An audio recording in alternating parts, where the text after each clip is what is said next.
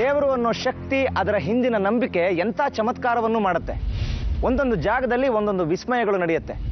ನಿಮಗೆ ಆಶ್ಚರ್ಯ ಆಗೋ ಹಾಗೆ ಒಂದು ವಿಶೇಷವಾದ ಪವಾಡ ನಡೆಯುವಂಥ ಜಾಗದಲ್ಲಿ ನಾವಿದ್ದೀವಿ.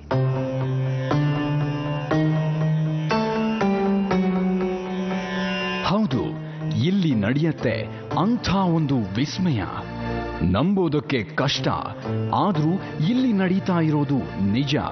ಇದೆಲ್ಲ ಹೇಗ್ ನಡೆಯೋಕ್ ಸಾಧ್ಯ ಅನ್ನೋ ಪ್ರಶ್ನೆ ಹುಟ್ಟೋದು ಸಹಜ. ಆದ್ರೆ ಇಲ್ಲಿ ನಡೆದಿರೋದಕ್ಕೆ ಉದಾಹರಣೆಗಳು ಕಣ್ಮುಂದೆ ಇರೋವಾಗ ಆಶ್ಚರ್ಯ ಆಗದೇ ಇರಲ್ಲ.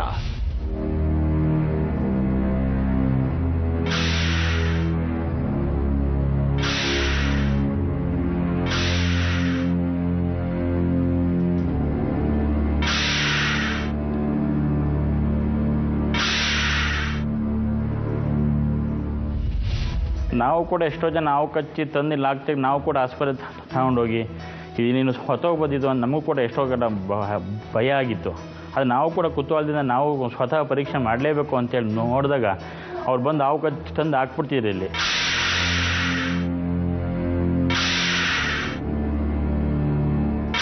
ನಾಗರ ಹಾವು ಕಚ್ಚಿದರೆ ಪ್ರಾಣಾಪಾಯ ಗ್ಯಾರಂಟಿ. ತಕ್ಷಣ ಚಿಕಿತ್ಸೆ ಕೊಡದೆ ಹೋದರೆ ಬದುಕೋದೇ ಕಷ್ಟ. ಸ್ವಲ್ಪ ತಡ ಮಾಡಿದ್ರೂ ವಿಷ ಇಡೀ ಮೈ ತುಂಬ ಹರಡತ್ತೆ. ಕೆಲವು ಸಲ ಆಸ್ಪತ್ರೆಗೆ ಕರ್ಕೊಂಡು ಹೋದ್ರೂ ಬದುಕೋದಿಲ್ಲ.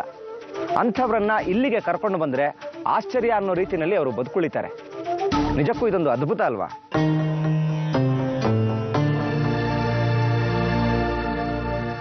ಇದು 100ಕ್ಕೆ 100 ನಂಬಿಕೆ ಇರುವಂಥವರ ಮಾತು. ದೇಹಕ್ಕೂ ಮನಸ್ಸಿಗೂ ವಿಶೇಷವಾದ ಸಂಬಂಧ ಇದೆ. ಯಾವುದೇ ಕಾಯಿಲೆಯಾಗಲಿ ಅಥವಾ ಹಾವು ಕಡಿಯಲಿ ಪರಿಹಾರಕ್ಕೆ ಮನೋಬಲನೂ ಕಾರಣ ಆಗತ್ತೆ. ಈ ಜಾಗಕ್ಕೆ ಬರೋವಂಥವರಿಗೆ ಇಲ್ಲಿನ ಶಕ್ತಿಯ ಬಗ್ಗೆ ಅಂಥ ಒಂದು ಅಪಾರವಾದ ನಂಬಿಕೆ ಇರುತ್ತೆ ಅನ್ನೋದನ್ನ ಮರೆಯೋ ಹಾಗಿಲ್ಲ. ಇದಕ್ಕೆ ಇಲ್ಲಿ ಲೆಕ್ಕವಿಲ್ಲದಷ್ಟು ಉದಾಹರಣೆಗಳಿವೆ. ಅಂಥವರಲ್ಲಿ ಒಬ್ಬರು ಈ ಜಯಣ್ಣ. ಬೆಳಿಗ್ಗೆ 9 ಗಂಟೆಗೆ ತೋಟಕ್ಕೆ ಹೋಗಿದ್ದೆ. ನಾವು 9 ಗಂಟೆ ತೋಟ ದೂರ ಇದೆ ನಮ್ಮದು. ಅದು ಮಧ್ಯಾಹ್ನ ಹೊತ್ತು ಬರೋಲ್ಲ, ಮನೆಯಿಂದ ಊಟ ತೊಗೊಂಬರ್ತಾರೆ. ಅಲ್ಲೇ ದನ ಕುರಿ ಮೇಯಿಸ್ಕೊಂಡು ಅಲ್ಲೇ ಇದ್ದೆ. ಸಂಜೆ 5 ಗಂಟೆಯಲ್ಲಿ ಮೇಕ್ ಬಂದೆ ಇನ್ನೊಂದು ತೋಟದ ಅಲ್ಲೇ ಪಕ್ಕಕ್ಕೆ. ಬಂದಾಗ ಎಮ್ಮೆ ಕಟ್ಬಿಟ್ಟು ಈ ಕಡೆ ಬಂದಾಗ ಅದು ಎಲ್ಲಿತ್ತೋ ನೋಡಲಿಲ್ಲ ನಾನು, ಕುಕ್ಕಿಬಿಡ್ತು. ಆ ತಕ್ಷಣ ನೋಡಿದೆ ಹಾವು.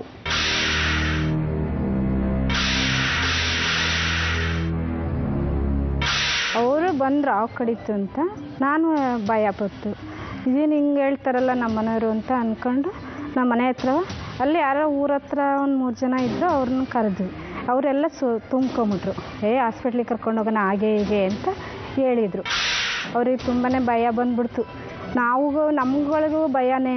ಹಿಂಗಾಯ್ತಲ್ಲ, ಯಪ್ಪ ವಿಷ ಏರ್ಬಿಡ್ತೇನೋ, ಇನ್ನೇನು 10 ನಿಮಿಷ 1 ನಿಮಿಷ 2 ನಿಮಿಷ ಅಷ್ಟರೊಳಗೆ ಏನಾರು ಆಗ್ಬಿಟ್ಟತ್ತು ಅನ್ನೋ ಭಯ.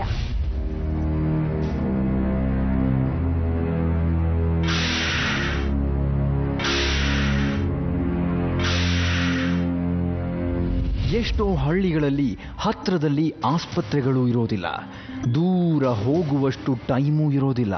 ಜೊತೆಗೆ ಇಂಥ ಕಡೆ ಹೋದರೆ ಗ್ಯಾರಂಟಿ ಪರಿಹಾರ ಸಿಗತ್ತೆ ಅನ್ನೋ ನಂಬಿಕೆ. ಹಾಗಾಗಿ ಈ ಜಯಣ್ಣ ಕೂಡ ಹಾವು ಕಡಿದಾಗ ಬಂದಿದ್ದು ಇಲ್ಲಿಗೆ. ಇಲ್ಲಿ ಬಂದ ಮೇಲೆ ಪೂಜೆ ಮಾಡಿಸಿರು, ತೀರ್ಥ ಕೊಟ್ಟರು, ತೀರ್ಥ ಕೊಡಿದೆ. ಇಲ್ಲಿ ಬಂದಮೇಲೆ ಸ್ವಲ್ಪ ಮೊದಲೇ ಬತ್ತಿತ್ತು, ಅಲ್ಲೇ ಈ ಕಡೆ ಸ್ವಲ್ಪ ಮೊದಲೇ ಶುರುವಾಯಿತು, ಸ್ವಲ್ಪ ಕಾಲು ಊದಿತ್ತು. ಇಲ್ಲಿ ಬಂದ ಮೇಲೆ ಸ್ವಲ್ಪ ಸಮಾಧಾನ ಆಯಿತು. ಆಮೇಲೆ 2 ಗಂಟೆ ರಾತ್ರಿ ಹಂಗೆ ಸ್ವಲ್ಪ ಜುಮು ಅಂತ ಒಂದೇ ಸಾರಿ ಅಲ್ಲಿಗೆ ಬಿಟ್ಟು ಓದಂಗೆ ಆಗ್ಬಿಟ್ಟು ನನಗೆ. ಆ ಉರಿ, ಆ ಊದು, ಈ ಮೊದಲೇ ಎಲ್ಲ ಹೊರಟೋಯ್ತು.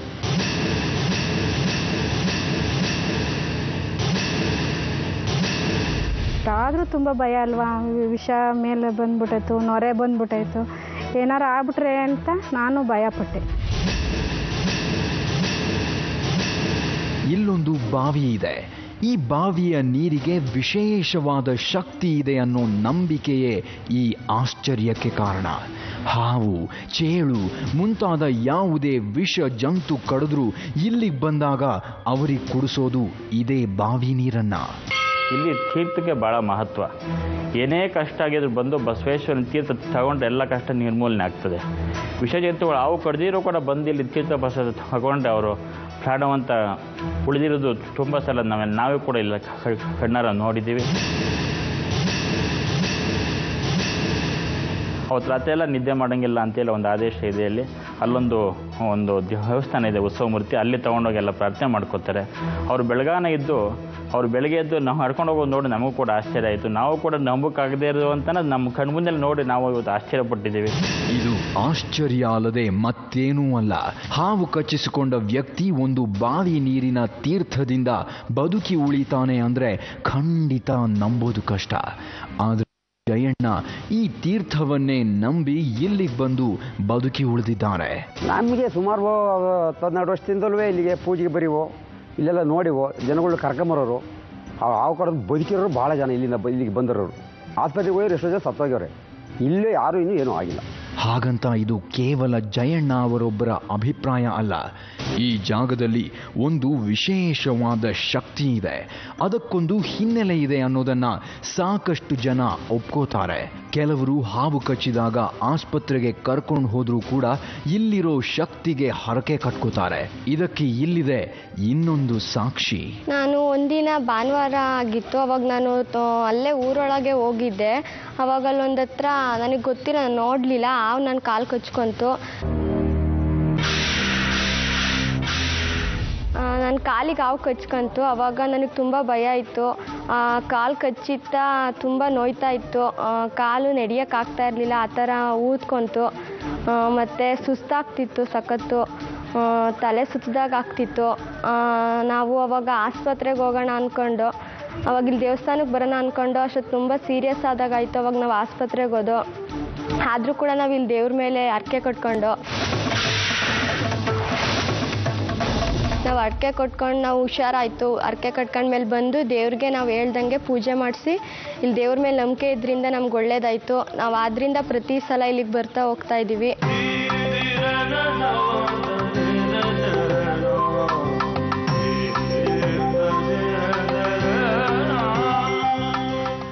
ಇಲ್ಲಿ ಇಂಥ ಅದೆಷ್ಟೋ ಆಶ್ಚರ್ಯಕರ ಘಟನೆಗಳು ನಡೆದಿವೆ, ನಡೀತಾನೇ ಇವೆ.